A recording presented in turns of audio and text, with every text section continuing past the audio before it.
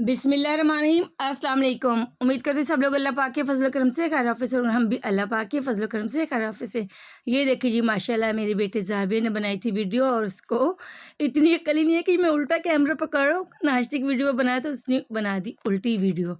खैर जनाब हमने नाश्ते के और आज बर्तन जो थे ना नाश्ते के वो वॉश किए थे मेरी नंद साहिबा ने, जिन्होंने यहाँ पर अपनी सेटिंग की, यानी कि दूसरे नंबर वाली नंद माशाल्लाह उनकी यहाँ पे शिफ्टिंग कंप्लीट हो गई, अब वो ईज़ी हो गई हैं।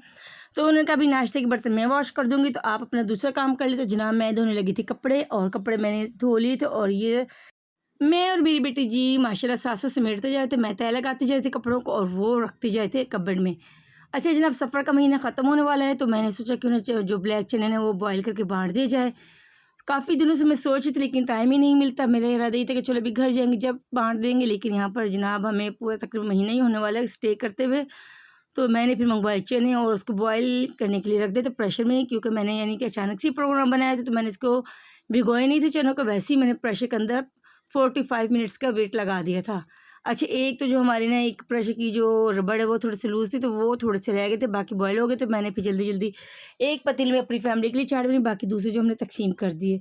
और ये था जनाब शाम का टाइम और आज हम बनाने लगे थे करेले और चिकन। पहले मैं मार्केट से सारा सामान लेकर आए पकाने का, फिर मैंने आके उसको अकेले बनाया।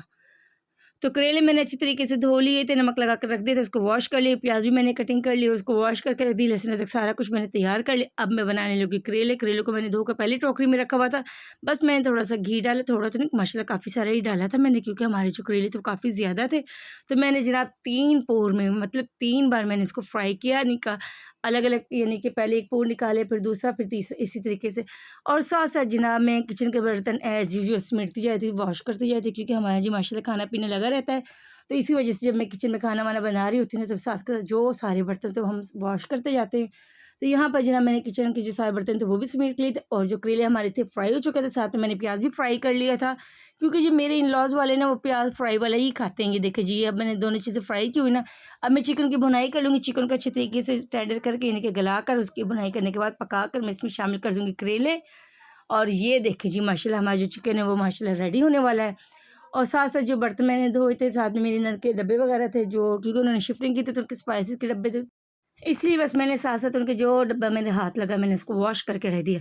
अच्छा जी हमारे एक रिलेटिव्स की कॉल आई, क्योंकि वो भी मेरे व्लॉग्स देखते थे, वो पूछ रहे थे कि बाजी आपका कौन-सा रूम सेट किया है? तो बाजी ने कहा जी मेरा, यानी कि मेरी भाभी ने रूम सेट किया। एक्चुअली रूम तो मेरी बड़ी नंद का सेट हुआ था, क्योंकि जो हमारी नंद है दूसरे नंबर वाली शमीम बाजी, उन्होंने यहाँ पर शिफ्टिंग कर ली थी, क्योंकि घर पे कोई भी नहीं, हम लोगों ने भी चले जाना, फिर बेचारी बाजी अकेली रह जाती तो उनसे घर का काम मैनेज नहीं होता।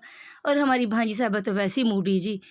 ख़ैर जनाब हमारे यहाँ पर चिकन करेले रेडी हो चुके थे, तो अब हमने इसको अच्छे तरीके से ऊपर नीचे मिक्स किया और 5 मिनट के लिए दम पर रख दिया।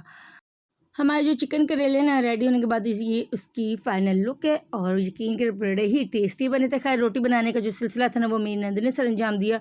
मैंने आटा गूँध दिया था, क्योंकि मुझे करेले बनाने के चक्कर में 4 घंटे लगे थे। सारा कुछ मुझे कटिंग करना पड़ा, फिर बनाना पड़ा, फ्राई करना पड़ा, फिर उसके साथ-साथ ये सारी चीज़ें समेटनी पड़ी। तो फिर बाजी से मैंने कहा था कि रोटियाँ भी मँगवा लेते, या फिर कोई बना ले। तो ख़ैर जनाब बाजी ने कहा आप आटा गूँध दें, शमीम बाजी बना लेंगे। तो जनाब बस फिर शमीम बाजी और वरीशा ने मिलकर रोटियां बनाई और फिर हमने खाना खाया, बिस्मिल्लाह पढ़कर अल्लाह पाक का शुक्र अदा किया।